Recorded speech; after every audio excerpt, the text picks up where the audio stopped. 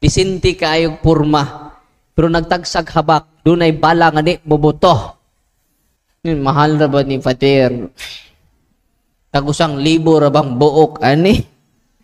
I-renounce na. Nasa prayer book, renouncement. In the name of Jesus. Kung inan siya, sabat. In the name of Jesus, I renounce all the occult involvement of my life. My ancestors are connected to occultism, faith healers, superstitious belief. I repent and ask to be forgiven. I now choose you, Jesus, as my only Lord and Savior.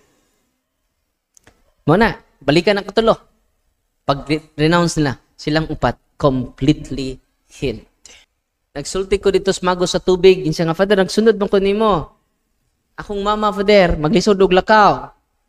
Nya among gi-renounce, gi-deliverance na ko kong mama, Father. Karon nakalakaw na, Father. Gitang-tang yang daghan kayong mga ladang gipang tapot sa iyang lawas.